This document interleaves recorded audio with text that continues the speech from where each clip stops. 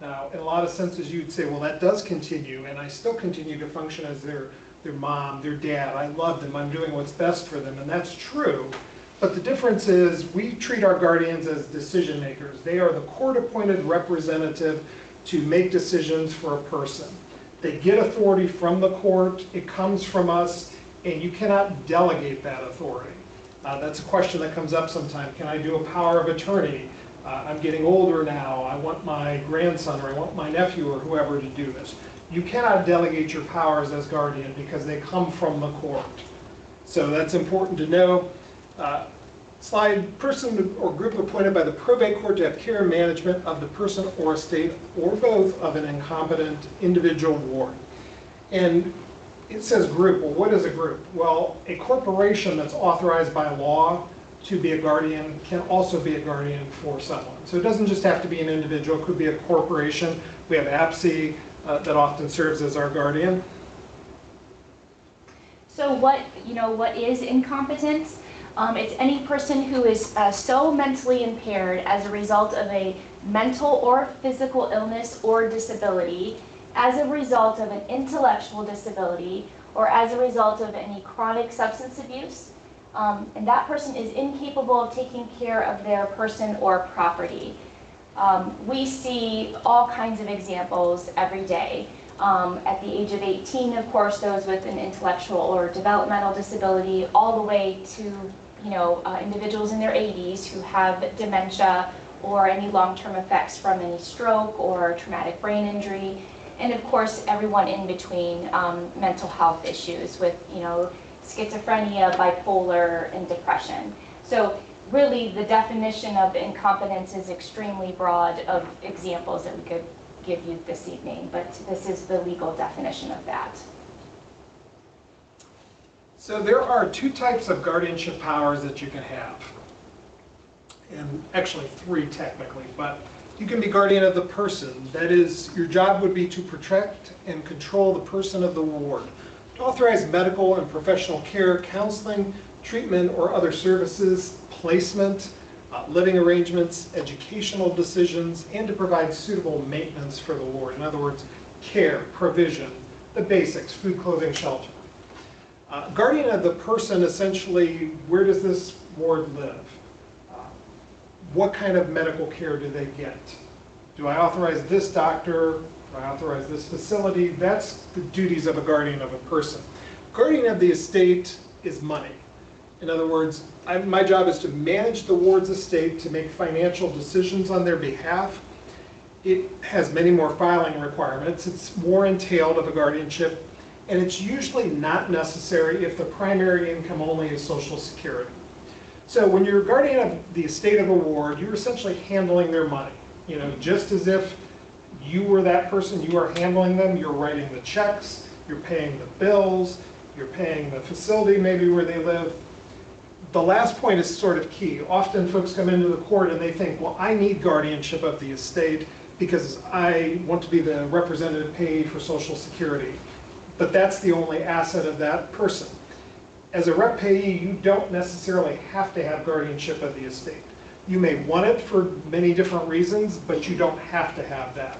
If that's your only income and your only asset, it's not necessary to be a guardian of the estate. Third category would be person and estate, just a combination of those roles. Co-guardians. Medina County Probate Court is kind of one of the very few counties that do co-guardianships, actually, because a lot of times there is some apprehension in having co-guardians. We need to make sure co-guardians get along, that they are going to make decisions that are together for the ward. So obviously a co-guardian can serve over the person and estate.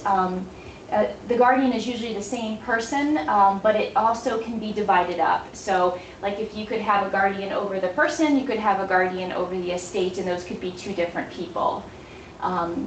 You can have more than one guardian, obviously, called a co-guardian. In the probate court, we always act as superior guardian. So as a guardian, you are acting as an agent to the court. We basically make sure that all guardians across the board are doing what they need to do to protect the well-being of the individual of the ward. So at any time, we can have removals at times if guardians aren't doing their jobs, or following through on their responsibilities. That is up to the court to make sure that wards are always protected in no matter what circumstances. And I would just add a follow-up. Sometimes we get the question, can I have a co-guardian? Can we have two guardians? And the answer is yes, you can, but it's always related to, can you function together as co-guardians? Can you make decisions together for this person? If you can't get along, and we can't put the two of you in the same room together, you can't be co-guardians because you don't have the ability to interact and make those decisions. That's really a key thing. It also applies, I think the important thing to keep in mind is there are third parties out there who are interacting with you as guardian, whether it's a bank, whether it's a medical provider, whether it's a treatment provider, a facility. They don't necessarily know what co-guardianship means. They have lawyers, but they don't always call their lawyer to figure out, okay, what does this exactly mean? So when you have two people that suddenly present themselves, do I need you both to agree to this? Do I need one of you? So co-guardianship presents some wrinkles. It's not that it can't be done, but there are things to consider before you say, hey, I want to be joint guardians on a matter. So limitations on guardianship. Powers over the person and estate can be limited. You don't have to be a 100% decision maker for a person. You can make certain decisions for them because let's say they are fully capable of making a lot of their decisions, but maybe they just can't handle finances. They're just not able to do that. You could be a guardian of the estate. You don't have to have guardianship over their person. You can have even more limited guardianships in the sense that maybe I will be guardian over the person, but my sole job is to help you work out your housing arrangements. Because again, you just don't have the ability, you don't have the confidence or whatever to make your own housing selection. So a guardian can have limited powers in that regard. You don't have to have the full blanket of powers. And in fact, the law tells us that we should try and limit the guardianship to what this person actually needs. The goal is not to take away all their rights, but to give them as many rights as they can exercise where they stand physically and mentally. The probate court can be very creative in some of our orders, depending on what is presented in front of us. We have all kinds of different circumstances that we have to talk over and kind of say, be very specific, like, okay, this guardianship's going to be full on for 6 months, and then we're going to come back in 6 months and we're going to have another review hearing and kind of, move forward in whatever, capacity that may look in 6 months. So we can get pretty creative in how we look at these orders sometimes. So kind of the process of you filing for guardianship first starts with filing an application. It is filled in the probate court of the county where the proposed ward is a resident. So that's always kind of a confusing part of a guardianship application. So it's wherever the proposed ward is currently residing. An application, all of our paperwork can be found online at medinaprobate.org. You are able to, it's PDF friendly, you can fill it out. You cannot electronically submit it to the court at this point. You're going to have to, you can fill it out, print it. We still need you to sign it, and then you can either walk it up to the courthouse and file it, and typically that's what you would do, is take the whole packet up and file it with the probate court. So along with the application is the next of kin form. That is all next of kin known to reside in Ohio. So we kind of go down the family tree, I guess, is the spouse of the ward is listed first. Then we go to the children of the ward, then both parents of the ward, and then any siblings of the ward. So by law, next of kin will need to be notified. So that's just something to keep in mind. It doesn't matter if they haven't been in their life or not. They will need to be notified by law. Any next of kin can waive service of notice. All that means is it's a form that if next of kin is okay with guardianship being filed, they sign that form. And then at that point, the court does not have to certified mail out with the court orders and proceedings. Yeah, and I would add to that, that next of kin is sort of a term of art in the law. It is all of these folks, but it's not necessarily all of them together. It is those persons who stand the closest to the proposed ward who would inherit from them. So initially a spouse. If there's no spouse, children. If there's none of those, then parents. Then we go to siblings, and it gets more remote beyond that. So those people is not the entire family tree. And sometimes we have folks come in when they file a guardianship and they start listing all the family members down to cousins and all of that. And what happens is that just ends up generating service to all of these people. We notify them of the hearing, but the reality is maybe there's only 2 children and they are the interested people. The other thing it's important to know is you need to identify deceased people, because we don't know that they exist. For example, let's say the ward or proposed ward had 2 children, one of them is now deceased, but that deceased child has children. Those are people that need to know about this hearing, but we don't know that if they're not identified on the form. So it's important to identify who your next of kin are. As Nicki indicated, one of the most difficult or challenging things is when you have a parent who is not involved in the proposed ward's life, and we have to send them notice. And I have folks come in all the time and they'll say, well, why do they have to be notified? They're not involved. They haven't had contact in 5 years. Well, that's what the law requires, basically. Our job is to make sure that those who are next of kin are notified. Whether or not they have a relationship, whether or not that they want to weigh in on this or show up is entirely up to them. They have a right to be notified, and that can be challenging. The other thing, I think, just as a practical suggestion for folks as you file these applications, if there are issues, for example, civil protection orders between parents or a parent and a child, we need to know those things because it matters in terms of how we handle things in the courtroom. It matters to our investigator when we send her out to actually meet with the family members. So those are things that are important to bring to the court's attention. The forms don't necessarily always ask for that, but it's okay to give us more information than what's on the form. You can write a little letter, you can give us a spreadsheet, whatever, however you want to convey that. Those are things that we like to know in advance. So criminal background checks, all applicants are required to file a criminal background check. This would obviously capture any conviction of a crime that will automatically disqualify someone with serving as a guardian. And those who are charged or convicted with a crime involving theft, physical violence, sexual abuse, alcohol, or substance abuse will be heavily discussed in the hearing. So those are some of the things that are captured in a background check that would give us pause, and of course we would have to have a conversation in the courtroom about your conviction or your charge. Right, those are things we want to know about. Again, let's say you had an OBI 10 years ago. That's something we want to see on the application. We want to know in advance. We don't want the surprise in the courtroom. Oh yeah, I had this OBI conviction a while ago. It may not matter at all. It may be something that's done and over with and life has changed dramatically for you. But if we don't know about it in advance and it surprises us, then it gives us pause about, okay, are you honest and candid with the court? Are you going to follow our orders? Should we appoint you as a guardian? Statement of expert evaluation. This is the first piece of information that the court and that you would need to obtain in order to even start the process of the application of guardianship. This is the form that all the doctors, the psychiatrist, psychologist, or a medical doctor has to initially fill out to complete in regards to the diagnosis of incompetency.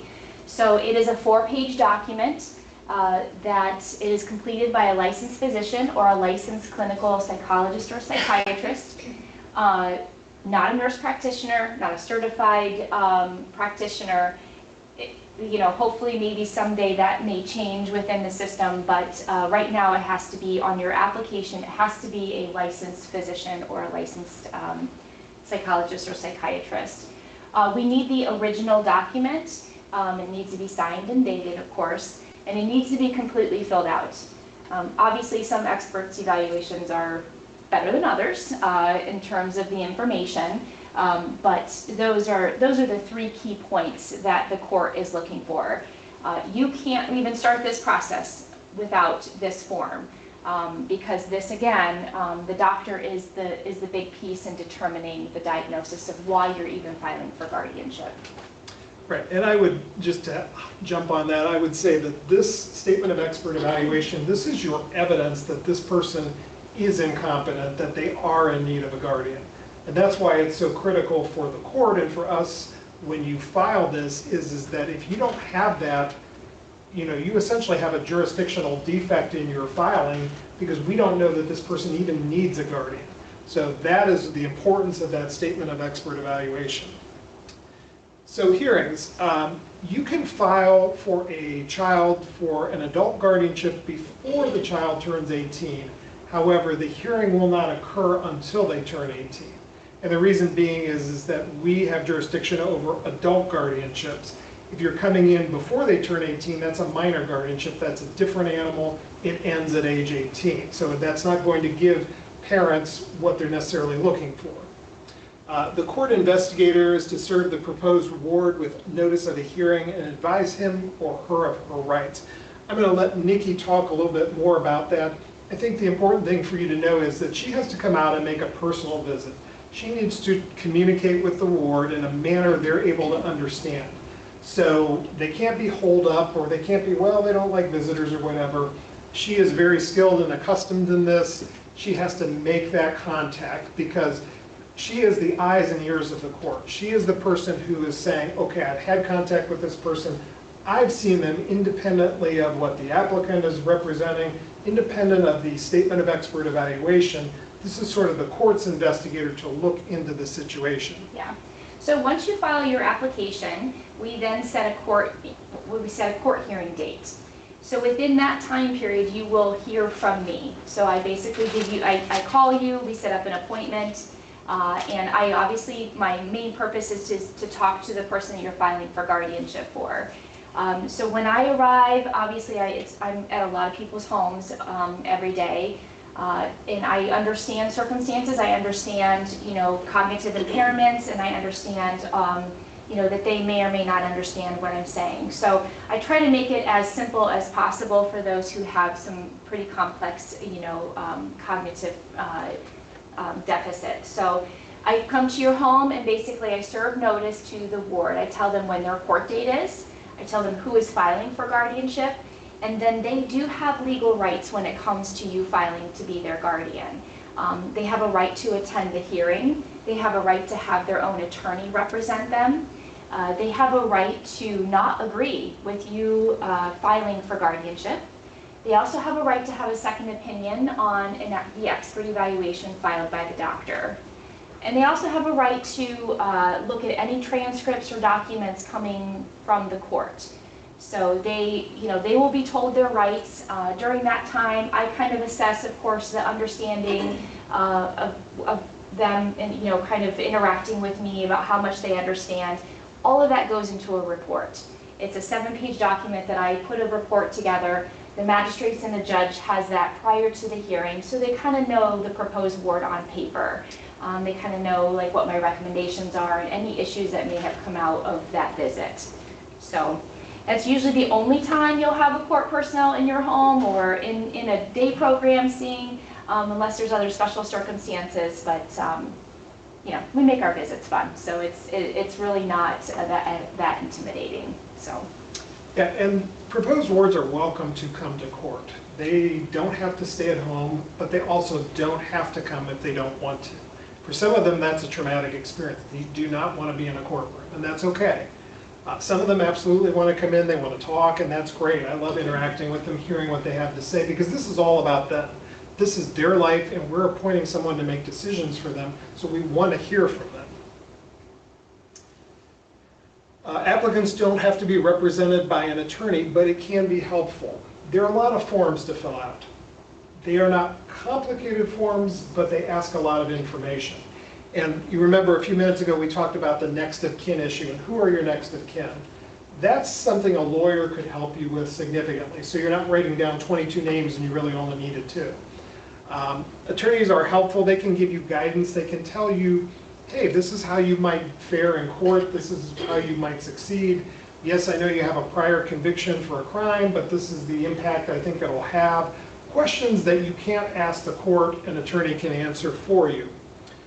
If you have accommodations that are necessary, let us know, whether there's mobility restrictions.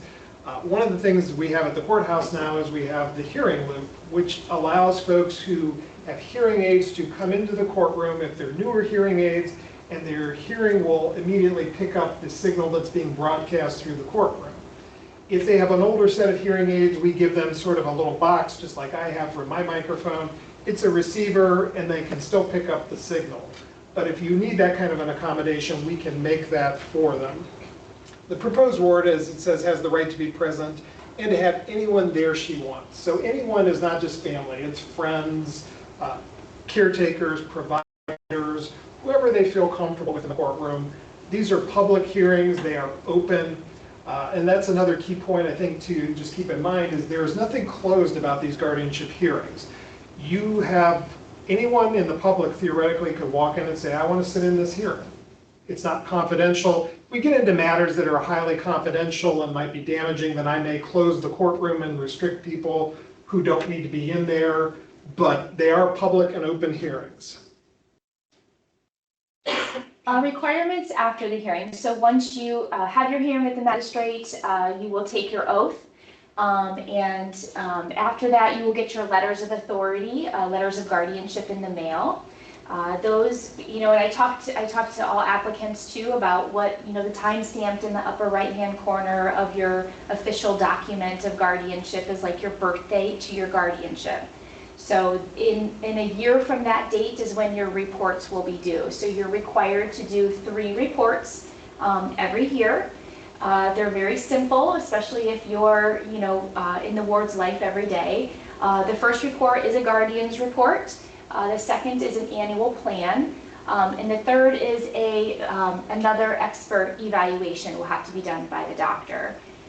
So I kind of tell families, that these are very simple questions. Some are yes, just checked yeses and nos. If there are no changes that you are, assuming that's going to happen in the year. It says, when was the last time you saw the ward? How often are you seeing them? Are there any changes in the doctor? So again, it could be checked no for the year too. So it might not be as complicated as maybe the next year. For that expert evaluation, on page 3, it's a 4-page document. On page 3, there is a box at the bottom. It's called the addendum. So the addendum has to be completed by a medical doctor, psychiatrist, psychologist. And that addendum basically is saying if the doctor signs that box, that capacity most likely will not improve with the ward. Like the diagnosis, is not going to change. If that's the case, then the doctor, signs that form. You submit it with your guardian's report and your annual plan. We review it, and if we would agree, then we basically will issue you an order in the mail saying you no longer are required to do those expert evaluations. You'll always have to do the 2 other reports, your annual plan and your guardian's report, but maybe not necessarily that expert evaluation, which is really helpful because then it's one less piece of paperwork that everybody has to manage on a yearly basis. Yeah, and I would also add on that there is a broader set of people who can sign your second statement of expert evaluation. Now, little distinction there. If you are asking the court to waive ongoing expert evaluations, then number 2 needs to be signed again by a licensed physician, a licensed clinical psychologist, psychiatrist. That's a smaller set. But if you're just giving us that statement of expert evaluation as an annual update, there's a broader set of folks who can do that. Developmental disability team. Yeah, like your SSAs can fill those out. Mm-hmm. Your providers, your residential providers, or like a group home. Some has some of their SSAs. They don't call them SSAs, but the quality assurance teams or whatever term they use. So some of the group homes have some professionals that can fill those out as well. Okay, guardianship of the estate. So when you're a guardian of the estate, you have a couple requirements. Number 1, you have to file an inventory within 90 days. An inventory is just a list of all of the property that the ward has and any income they might have as well. The form actually asks you a couple other questions. It says, do they have a safe deposit box and do they have a will? If for some reason they do have a will, then we require that you deposit that will at the court and leave it on deposit with us. And the reason is for safekeeping, basically. Sometimes when there's money involved and there are family members who don't necessarily have the best motivations, there's incentive to make that will disappear, and then when the person dies, the outcome of their estate could be affected by whether that will exists or does not exist. So we do require that that be deposited. Bond. First of all, what is bond? Bond is basically just a guarantee by an insurance company that you are going to do your job correctly as a guardian of the estate. You file an application with the insurance company, you pay them money, a premium, they issue a bond, and they say that we will pay the court X amount of dollars if you do your job incorrectly. We will usually order bond if there are significant assets. However, it's going to depend on the value of those assets and what you actually have. If you just have a car or some nominal bank account, we're probably not going to order a bond. If there's significant savings, retirement benefits, what have you, let's say property or funds that are accessible that could be turned into cash or taken, you're probably going to have a bond. Applications to release funds and applications to expend funds are another requirement. Before you spend any money as a guardian, you have to ask the court for permission to spend that money. You can't just go out and start writing checks or paying bills. It sounds kind of silly. You're like, well, I've taken care of this person my whole life, or I've helped mom for years, or what have you. The issue is more that the court wants to see what you are spending in advance so that you aren't spending on things you shouldn't be. So we have the form, the application to expend funds, you fill that out, you say, okay, here's my monthly budget, this is what I want to spend, and you can do your best estimate and we will generally approve those. Applications to release funds are a little different. They are just requests to release money from a financial institution usually to the guardian so that you can then deposit it into your guardianship checking account.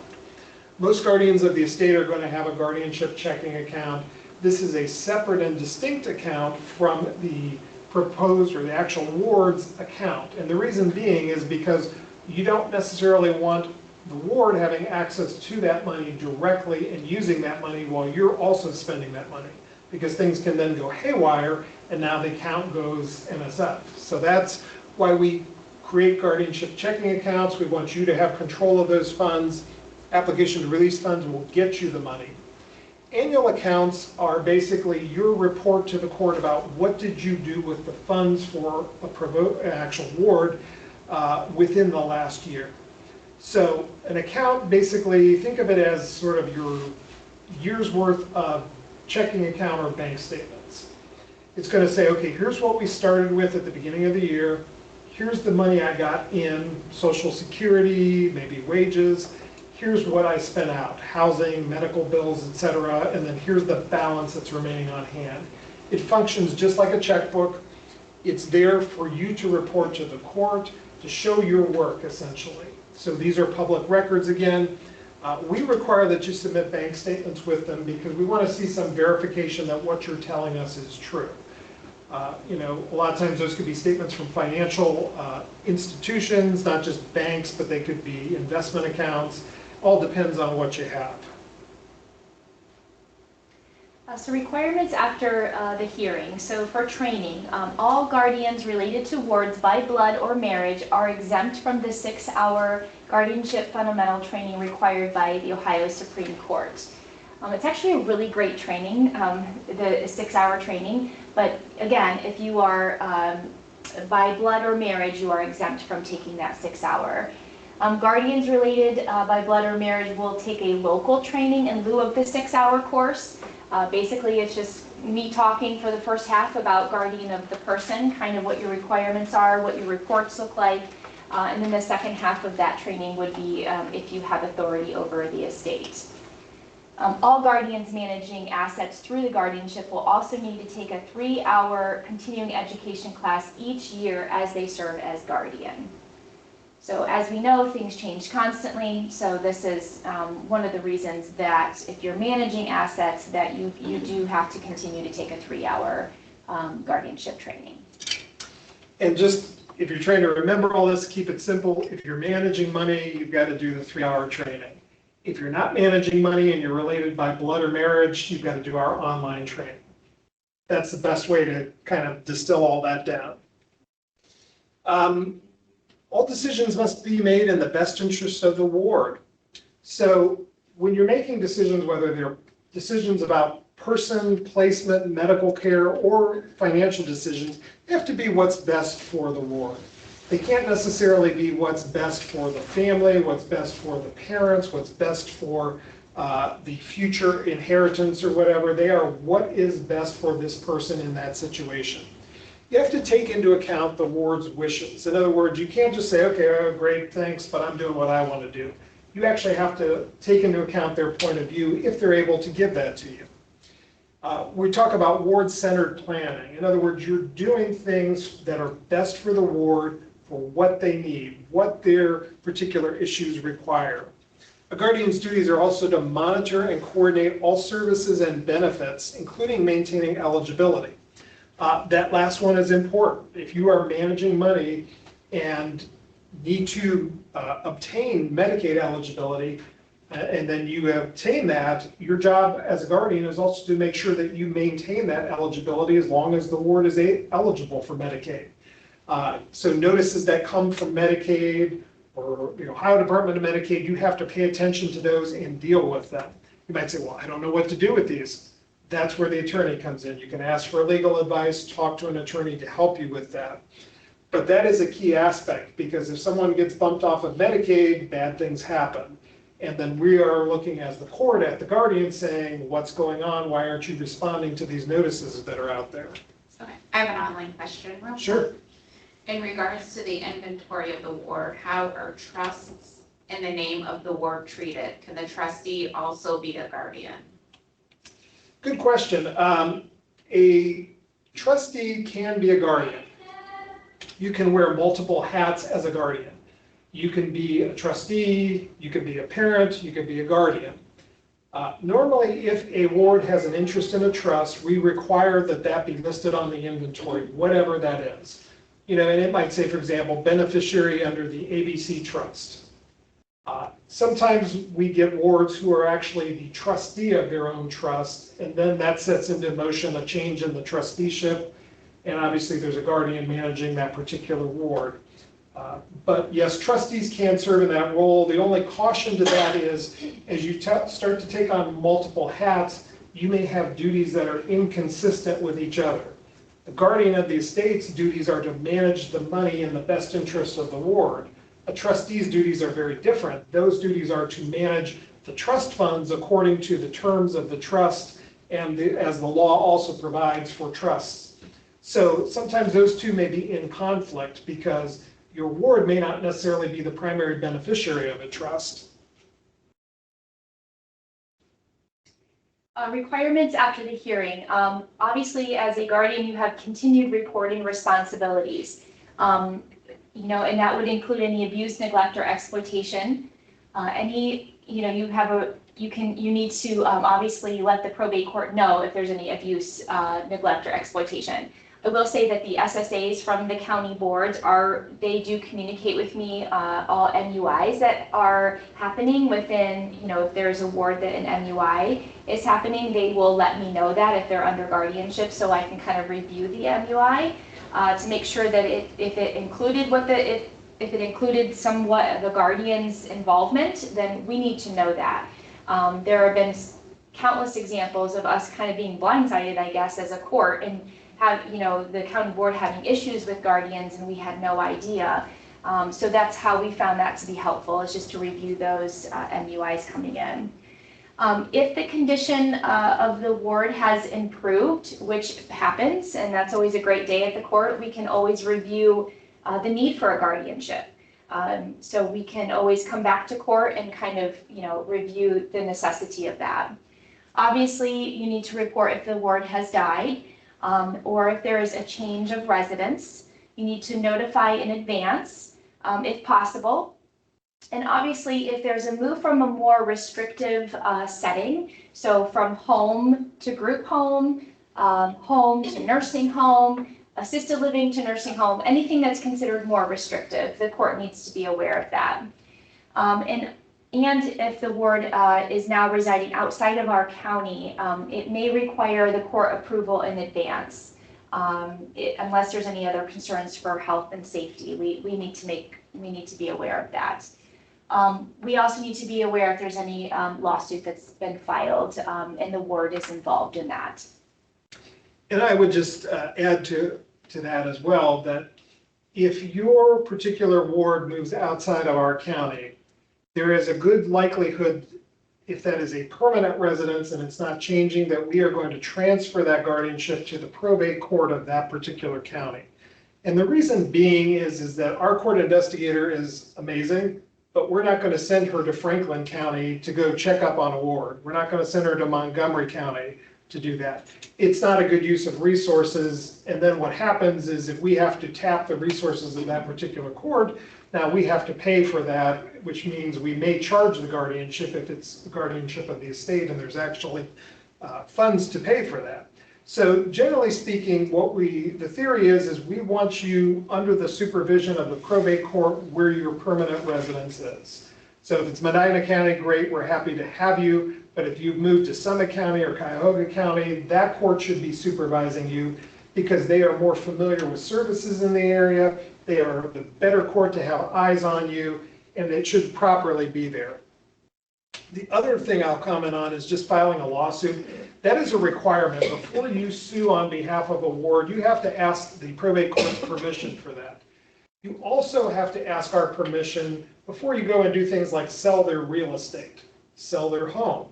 You know, you need to come to us, and there are specific processes for that. When we name you guardian of the estate, we give you a lot of powers, but it's not 0 to 100. There are steps in that process. And so if you're managing money for a ward, I would encourage you to talk to an attorney about that, especially if it involves real estate or lawsuits, because it's a very easy situation to get yourself tripped up in, and now you have affected the rights of the ward. And as a court, then we're looking at you saying, what's going on here? How did you land in this position and now prejudice your particular ward? Conflicts of interest. So Ohio law provides that it's a conflict of interest for a guardian to serve as a paid provider. The court can waive this particular conflict on a written request, and usually if you're related to a ward, the court will waive that. A guardian can also not receive incentives or compensation from any direct services provider. Basically, the concept is essentially this. As a guardian, you should not be getting paid to take care of this particular ward. We don't want you to have incentives to start taking on wards and I would call it ward stacking. All of a sudden, you're getting paid to handle 6 wards, but you really can't care for 6 wards. You should also not be getting other incentives from providers. Some people might say they're kickbacks, but basically compensation. Hey, use this provider instead of this one over here because we'll pay you money, or we'll pay you more or whatever. The idea is to get the money out of the system. We want you to do what's best for the ward. And these rules were actually enacted by the Ohio Supreme Court to try and limit some of the problems that come out of that. Some alternatives to guardianship. We always want least restrictive, always. So if that's a power of attorney, a conservatorship, and those are just a couple of examples. If the person is alternative to, so an alternative would be like a conservatorship. They're not really like deemed incompetent. They remain competent, but they may need some supervision or support with managing their money and managing their bills. That's one least restrictive alternative. They can always revoke that too.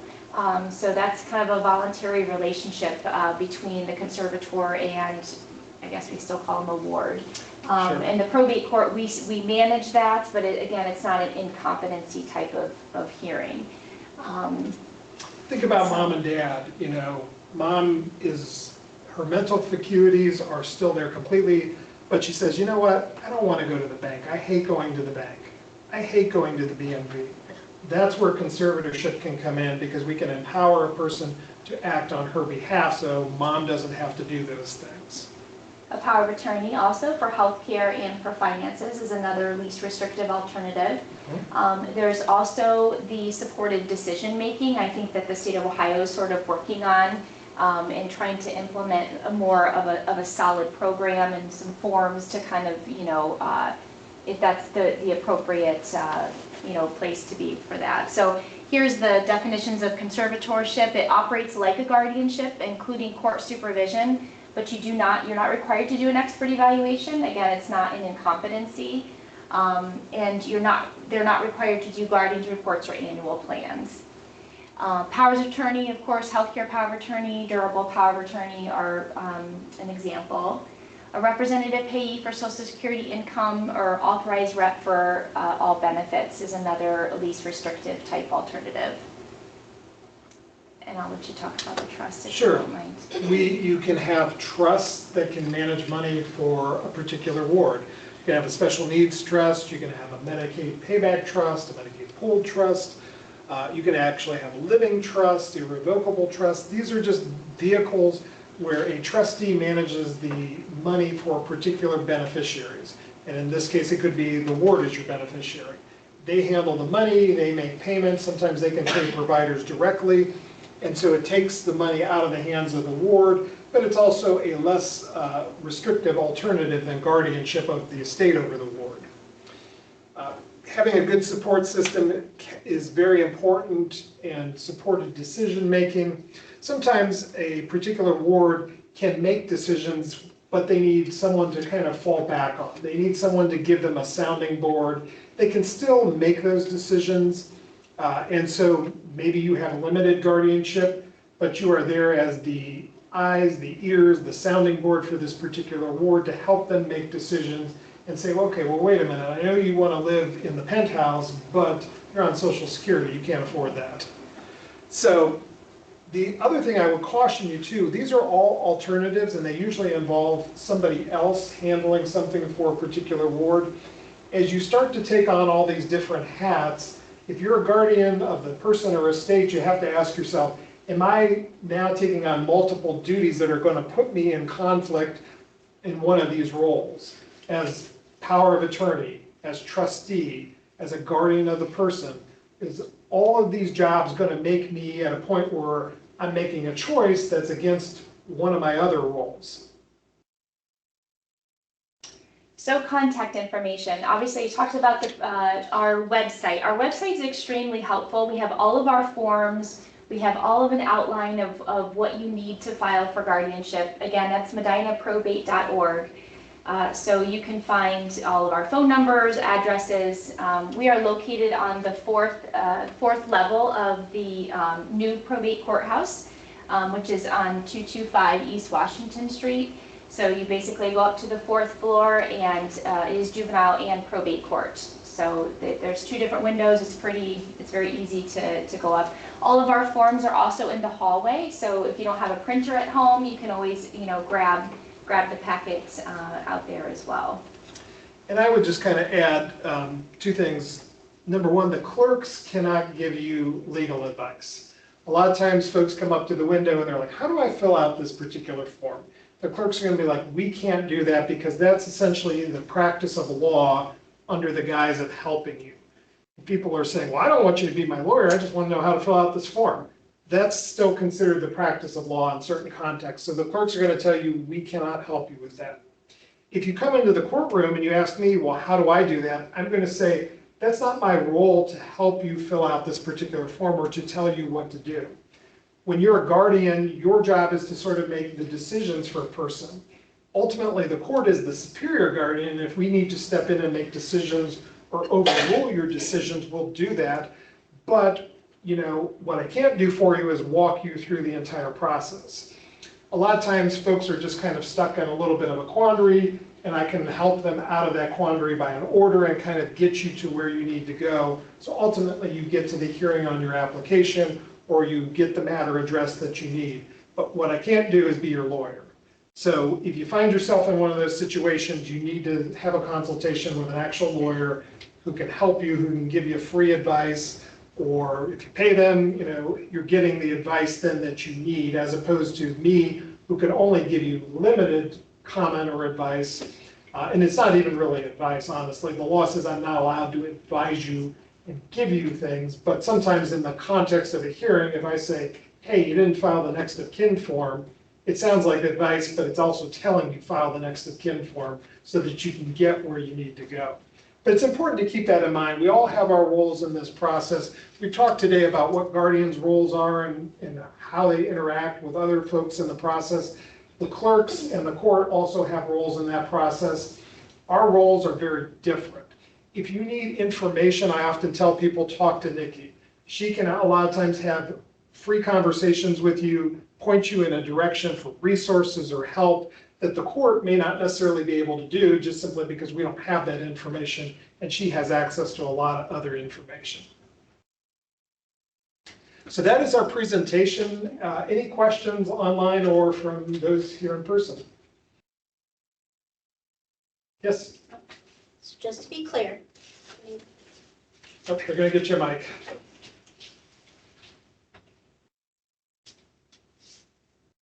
so just to clarify, if we have a parent, that has not gone through the courts, person is over the age of 18, parent is signing leases or doctor's notes, things like that, that is basically null and void, correct? Well, yes, with a caveat. You know, for example, you could have someone who has been an adult for a long time. They create a power of attorney that enables that parent to act for them. There's nothing wrong in that situation. But if you're just talking about a situation where you have a child who's now aged out and becoming 18, and the parent is actually signing legal documents, those documents aren't necessarily valid. Now, a third party might say, I don't care, you're on the lease, great, whatever. But technically, they don't necessarily have the force of law because you're not authorized to sign for that particular person. So if we have I know you said that we could start the process before the child turns 18. But the actual court date wouldn't be until after they're 18, so that they're an adult. How do we navigate that bridge from when they turn 18 and we lose access to their healthcare and their medical decision making and things like that until we have the paper in our hands stating that we can continue doing them? That is one of those tough questions. It's a toughie, because you're getting kicked out of my chart, you're getting kicked out of things, and yeah, and that's just gonna be like your timing of filing and really communicating, like we could be to the date, you know, if we could time that up correctly. So we're less than a year, but more than like 6 months. So that's why we're trying to like Yes. start that process. Of So course. what is the, like, when would we have to have applications filed to be able to have that as close to his 18th birthday as possible? I would say a safe bet is to get it in about 90 days out, just Okay. because of the court schedule and when we have time to hear things. You know, if you get it in within 30 days, chances are you're going to be 30, 60 days out, just based on our schedule. We do try and get the guardianships in as quickly as we can. We understand that very situation. The problem is that sometimes there's a whole lot of other people, and sometimes there are emergency hearings in guardianships as well as other cases that take precedence over the normal cases as they're moving through. So the best thing you can do, I think, is really get your application in 90 days out. That gives us a little more wiggle room so we can get it set closer to the 18th birthday. If there is a critical need, you can always file an application for an emergency guardianship. You know, there's a critical healthcare decision that needs made. Critical to us and emergency mean very different things than they mean to those out in the public. Sometimes everybody thinks if I'm not getting my situation handled, that's an emergency. Well, that's not legally an emergency. An emergency is this person needs consent to medical treatment and there's no one to provide it. Something's That's the happening concern that right I now. have, yes. And then the second question I have was related to the co-guardianship. So we're looking at I know you said to consider that because there are different pieces that come to that. But I think the question that we have is, we don't know what the rules around that are. So does it require both parties to sign? What does that look like if you're doing co-guardianship? Yeah, I don't know that we've had a provider come in and say, hey, is this a valid request from, or a valid signature from a guardian? My experience is usually on the downside when things aren't going right. I never hear about when things are going well. To me, when we empower you as a guardian and we say you're co-guardians, that means that both of you can do the same set of tasks. The problem is a bank, a medical provider may not necessarily interpret that the same way.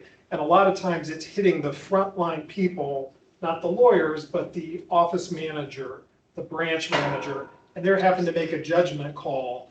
And the problem is because they're not a lawyer, they may not think that your letters as co-guardians allow one of you to act independently of the other. So there's legally what may happen, and then there's practically the dealing with the third parties. I think that's probably the biggest challenge in there. As I said, I see the downside, and unfortunately I've seen parents who were married, who got guardianship of their disabled child, and now the marriage has broken down, and now they're getting divorced, and things are going awry because they don't communicate. So those are the kind of situations where, our goal is not to remove co-guardians in those scenarios, but we do need them to function together, as I said earlier. And so if you can't function together, then we put rules in place to hopefully make that work. And if it can't work, ultimately the end could be removal of one of the guardians to make it work. So we don't see that very often. I think more of what we tend to see is probably a parent who is an older guardian now. They're in their 70s, their 80s. They're like, hey, I'm not going to be around forever to do this. I want my other daughter to help and become a co-guardian with me so that when I pass away, my son's going to have his sister as the guardian.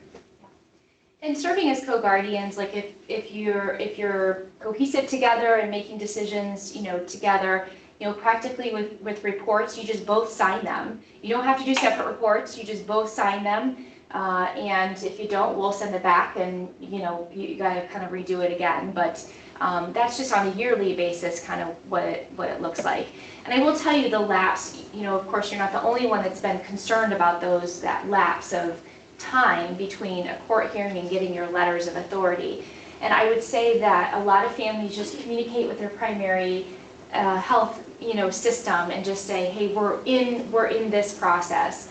And if it's like, the family physician or something, they tend to be a little bit more lenient, I guess, in knowing that, the guardianship, hearing is in process, or it's in process and you've at least filed. So my chart, we can't fix that, but, getting the medication and stuff like that, as long as you can stay on top of that, then. Yeah, sometimes being in person helps because you're there with the child who's now an adult. And again, until that child is deemed incompetent, they're a competent adult, so they can say, I want my mom and dad in the room with me. Right. You get to hear everything, you get to weigh into the doctor and say, hey, I've noticed this or whatever. It's not a cure-all, but it may kind of bridge the gap a little bit till you get there. One online. My father is currently the guardian for my brother. With parents aging, I would like to take on that role as guardian for my brother eventually. Is there anything different we would need to do in order to make that happen, or do I just need to go through the process as if it were happening for the first time to do all the proper investigations and approvals? So you would just have to file an application. The process is different. Competency has already been determined. So we would just need to do a successor guardian. So you would have to file your application. We would have to find, of course, the applicant suitable to serve as guardian. It gets tricky, like if she's going to take the place of her father of the guardian, then he probably technically needs to resign, and then we appoint a successor. But yeah, the process is a little bit different. I do come out and serve the ward, or, with a hearing notice, but we're not doing a competency. The competency's already been determined. That's more of an indefinite kind of order that is determined up front. Yeah, and I would say I think it's important too to communicate to the court, I'm joining my mom as co-guardian, or my dad wants to step down and he wants me to become guardian. give us that extra information, as I talked about earlier. Fill out a little extra piece of paper and just write that on there so we know what's happening. Because sometimes the forms don't tell us. All of a sudden, we just know, hey, we got an application for guardianship thrown at us. I don't know what happened to the current guardian. Are they incapacitated? Are they dead? Are they on board with your application? So sometimes just that little bit of extra writing helps us know what's coming at us. And also makes the transition a little easier because we can say, okay, you need a resignation. Maybe you need a waiver from the guardian saying, yeah, I'm on board with your application. Just helps the process go a little smoother and you avoid the bumps in the road. Anything else? All right, well, thank you so much to Derek and Nicki for your sharing this information this evening with our group, and thank you to everyone who attended. Before we close out, please